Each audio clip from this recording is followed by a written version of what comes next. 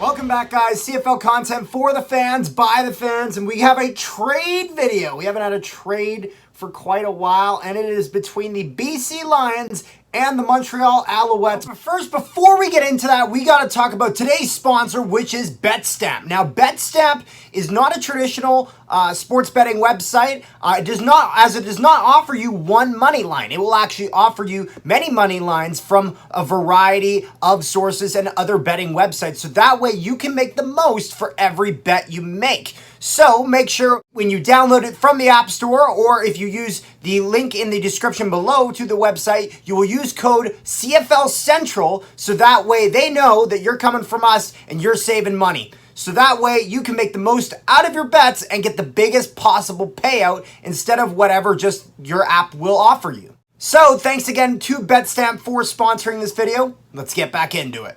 So yeah, we got a trade between the Lions and the Alouettes, as the BC Lions will acquire Vernon Adams Jr. for a 2023 CFL first round draft pick to the Alouettes. So this is an example of a trade I think is very good on both sides. This is a trade where, as much as Nathan Rourke will be back later on, O'Connor I'm really unsure of, and then all they really had left was Antonio Pickett.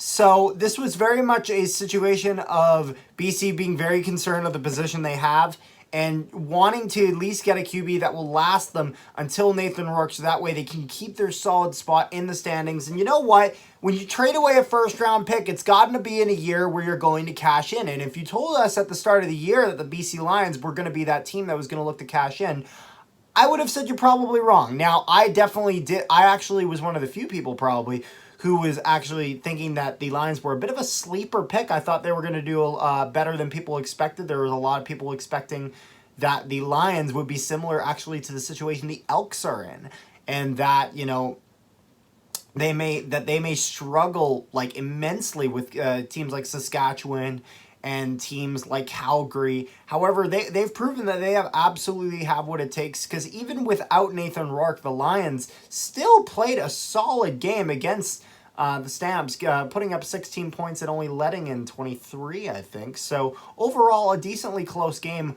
with them.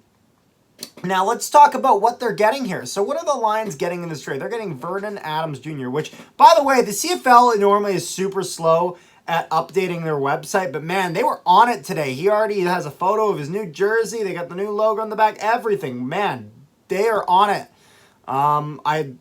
Hopefully they learned. So yeah, this is a situation that's going to be quite a bit interesting here, as Vernon Adams Jr. hasn't played much. He's had 5 games played. Keep in mind, that's not full games. He's had 21 completions for 39 attempts, so not the greatest on that side of things. However, that is with the Alouettes receiving core. So with a much better receiving core in BC, I think that will improve. 294 on the yards, 1 touchdown, 2 interceptions, and 7.5 on the average. So overall, that's pretty close. His career average is 8.5. However, it's one of those things where I think they really hope that they can pull out the kind of numbers that they could, that he put up with the Alouettes last season, where 142 completions, 239 on the attempt, so not the greatest in that aspect. However, almost 2,000 throwing yards, so looking towards that kind of success. 14 touchdowns for 9 interceptions, so better ratio there than what he has now, where he's averaging more interceptions. However, I think with a better receiving core in the BC Lions, that it's very much possible that he'll get that. And so I think this is a good trade for both teams, actually. I think the Alouettes, who had him, and he was a solid piece, but they really weren't using him. And, you know, I actually probably would have given him a little bit more time than they have with Trevor Harris. However, it seems like Trevor Harris has been playing pretty solid over there, so I guess it made sense to dish him out, as it didn't make really much sense just having him sit there on the sidelines, especially in a CFL where everyone's signing one-year deals and guys aren't going to be there for long. So I think it was one of those things where they saw the opportunity to make a move and to get something for him, and that's what they did. The same way that the Elks moved Nick Arbuckle to the Ottawa Redblacks after Jeremiah Mazzoli went out. So I think this is a good move for both teams. I think this is a move where BC gets the kind of that fill-in quarterback they need until all their guys are healthy and ready later this season or come playoff time.